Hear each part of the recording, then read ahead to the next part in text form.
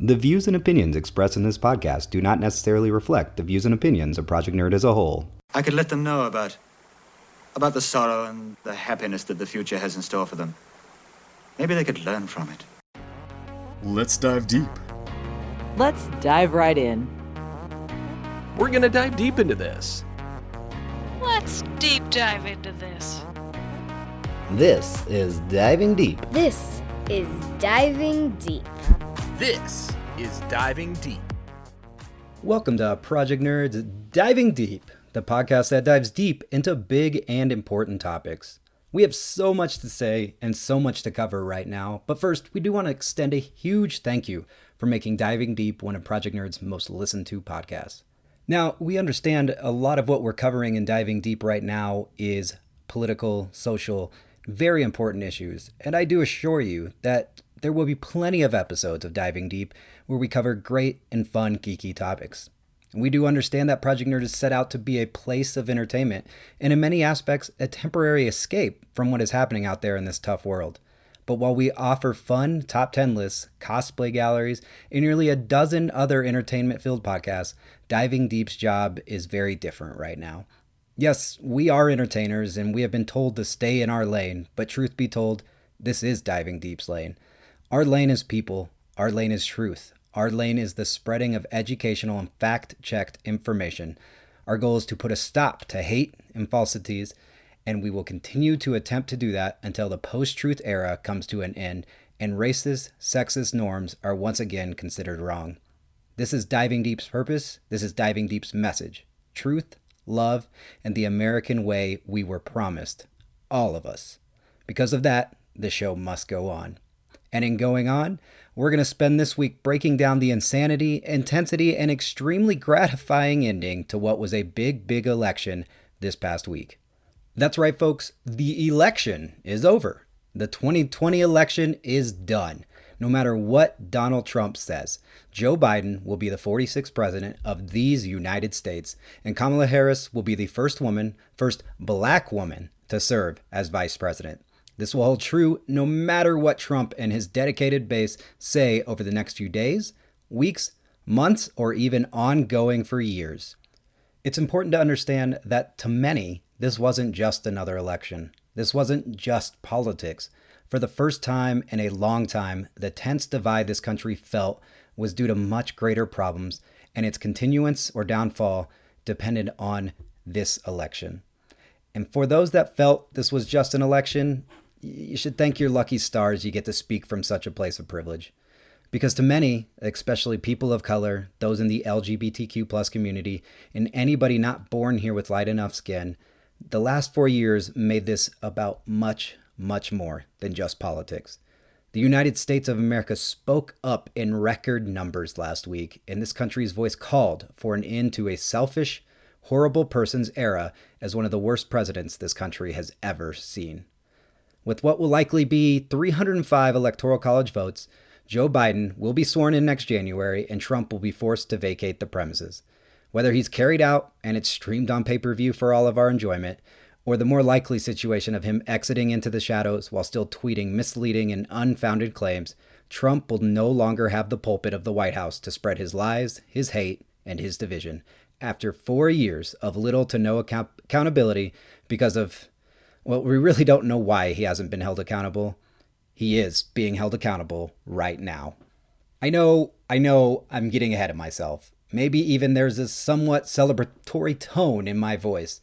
And yeah, I'm showing a lot of bias right now, not denying that, as I am glad to say I stand against such a hateful person and hateful era. But before I rush too far ahead talking about Trump's eviction notice he was just served and when he must vacate his position, let's start with the breakdown of the 2020 election and, equally important, the 2020 post-election. And we're going to start with the fact that Republicans actually had a hell of a year at the polls. In fact, even in the face of Trump's defeat, Republican voters should be ecstatic about what happened over the course of this election. While Trump may have lost, the Republican Party overperformed nearly everywhere else across the country. While much of the media was predicting a blue wave, similar to what they wrongfully predicted in 2016, Republican and conservative voters came to the polls in record numbers. We were told by 538.com that there was a nearly 75% chance the Senate would flip. However, Republicans not only held on to the control, they won big in key races that were expected to be much closer.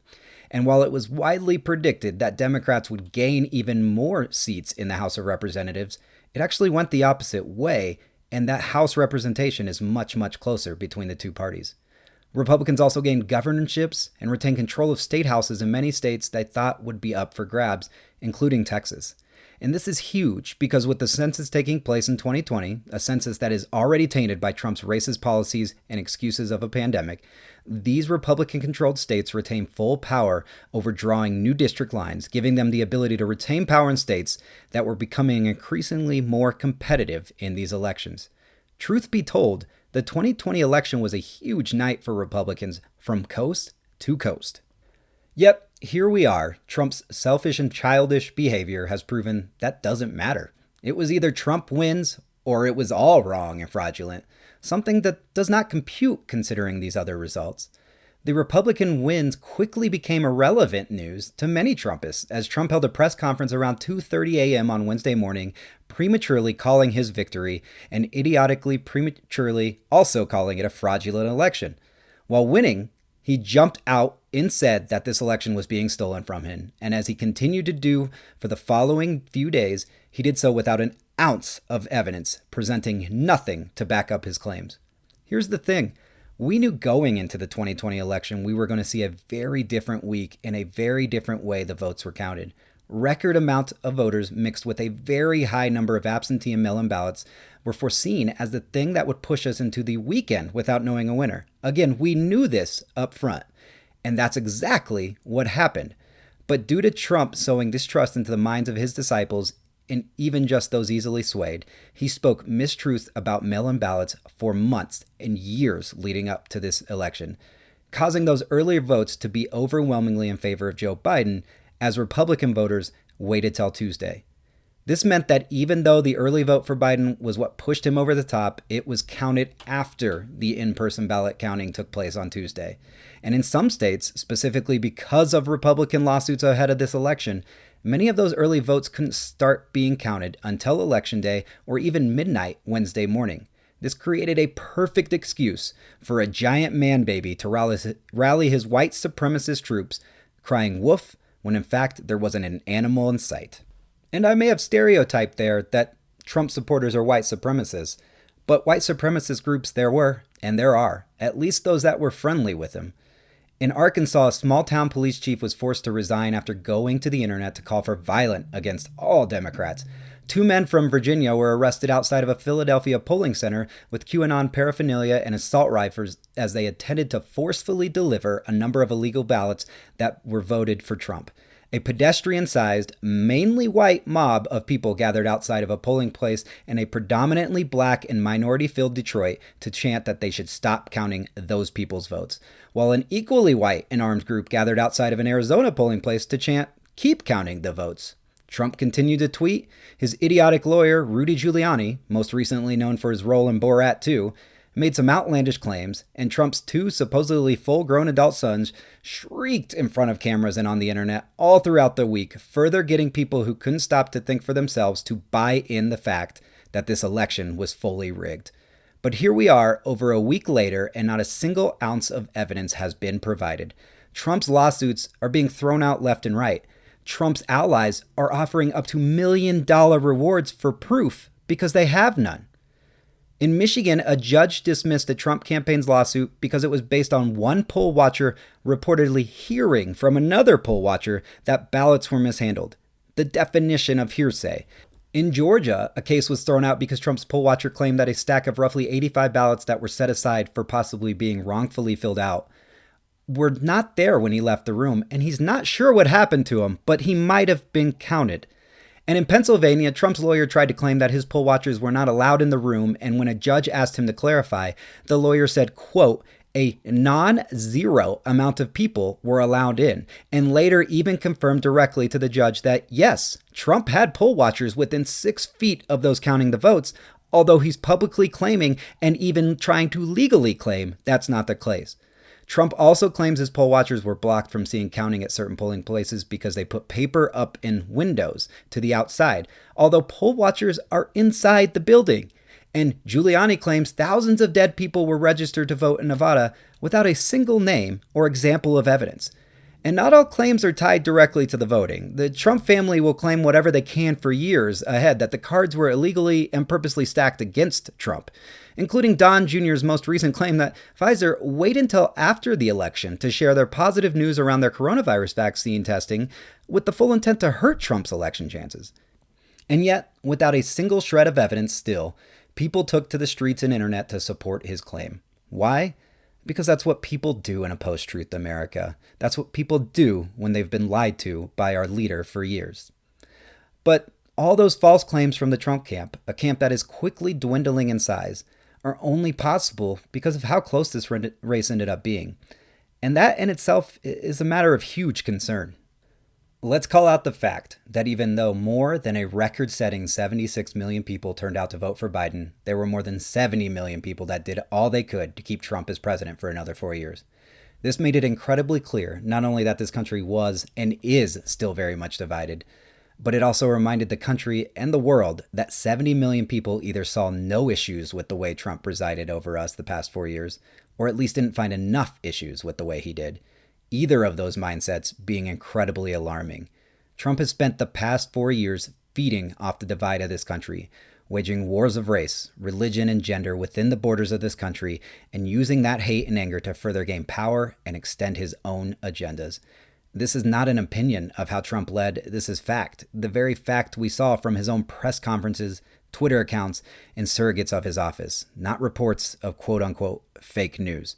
Trump's presidency was built on the preaching of blue states versus red states, calling DACA dreamers murderers and rapists, treating a viral pandemic as something less than it was, while also putting blame on China by racistly associating the virus with that country, all while supporting and praising white supremacy groups and ignoring the institutional racism we watch routinely play out with our very own eyes. The terrible, terrible things that have happened over the past 4 years happened on his watch because he wanted them to happen. And still, 70 million people thought that was at the very least, he was a lesser of two evils. Based on early exit poll data, if only white men were allowed to vote, Trump would have won 48 of 50 states, many of them in a landslide, easily claiming a second term. The 2020 election may have finally put an end to Trump's racist and sexist reign over the country, but only barely. And even with the Trump loss, the narrow victory and record-setting number of voters for a loser in an election remind us that this country will not automatically be fixed on January 20th, 2021. It reminded us that, in fact, Trump's platform was an ideology already shared by millions in this country when he took power. As ABC's Terry Moran stated, Trump somehow brought out the worst in people, a statement he made with so much truth. In a year where George Floyd dying at the hands of officers was a nearly word-for-word mirror of lyrics Run the Jewels had written months before that, we were once again reminded that this wasn't a product of the past 4 years, but rather the past 4 years and Trump himself were a product of what this country had so eagerly buried and hid. Although post-truth was a new term in the Trump era, conspiracy theories, science denying, and avoiding facts to float one's own agenda was worldwide and already existed.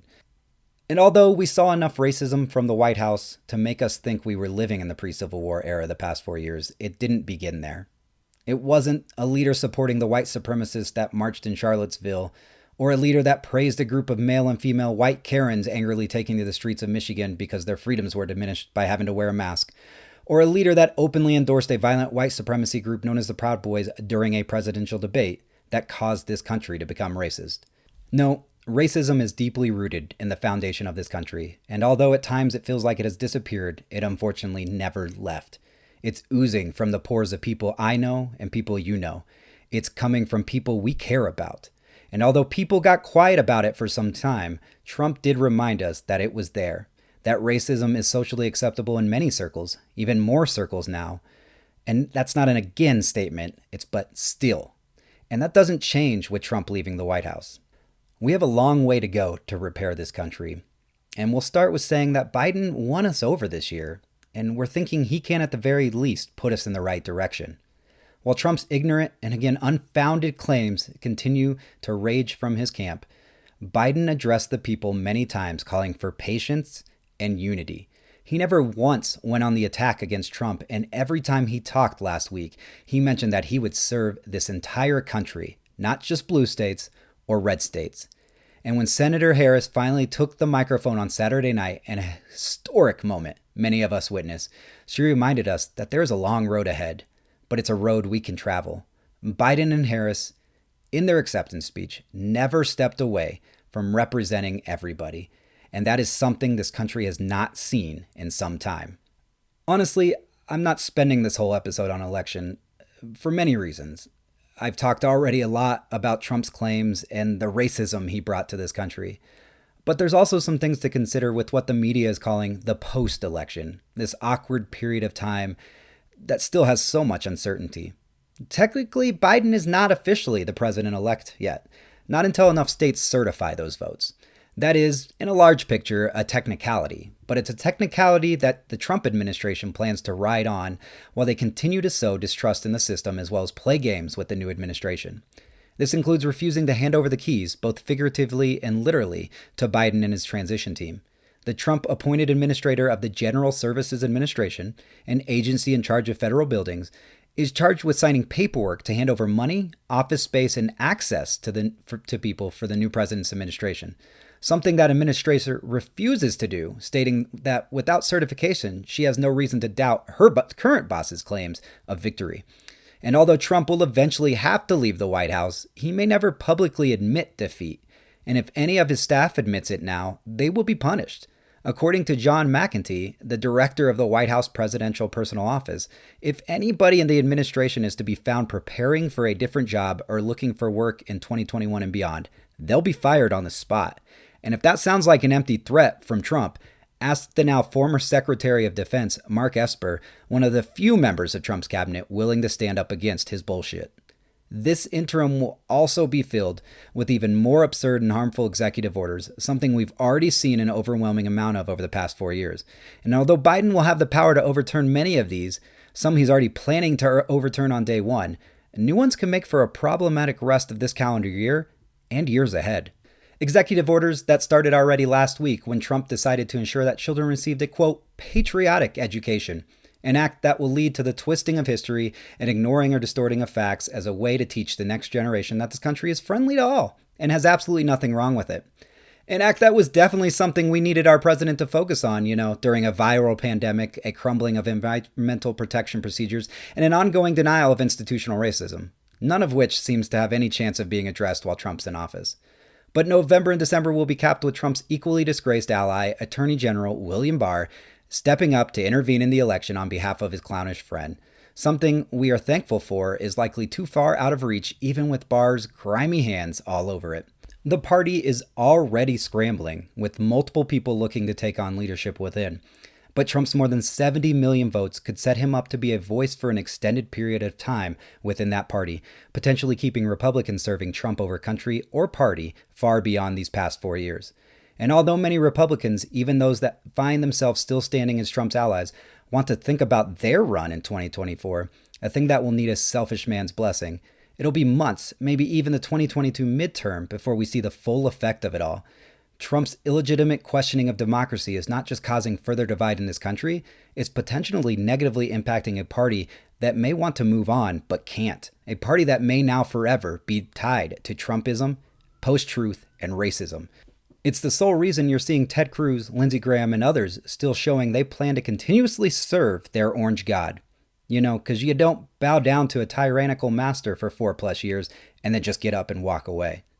Now, as I get ready to wrap up this episode, we actually still have a number of things to chat about, including the celebration of some huge wins that this country should be proud of this past week. Missouri elected Cori Bush as their first black congresswoman. Sarah McBride's win in Delaware made her the highest-ranking transgender official in U.S. history.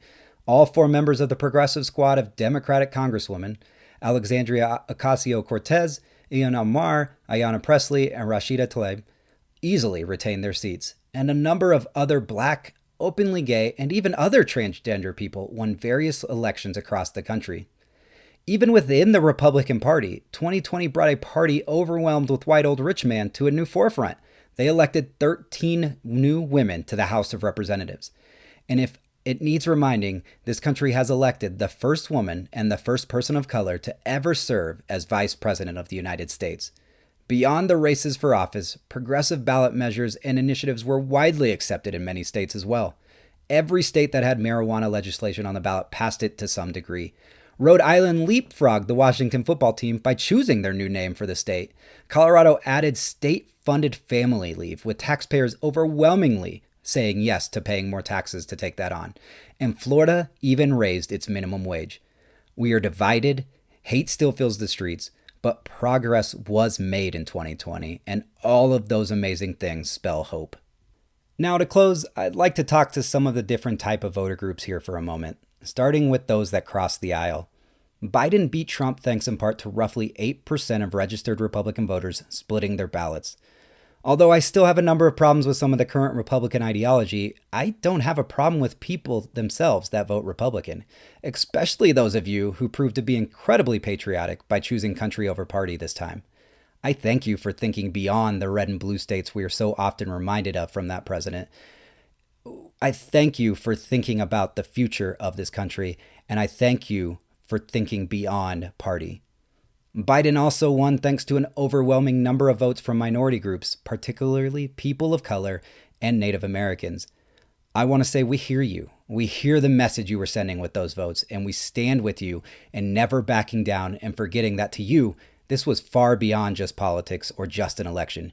You were voting as if your life depended on it, because it did, and it still does.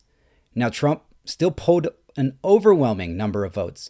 For those that voted for Trump and now have opened their eyes to see him throwing a fit about this election, and you're ready to move on, welcome back to boring politics.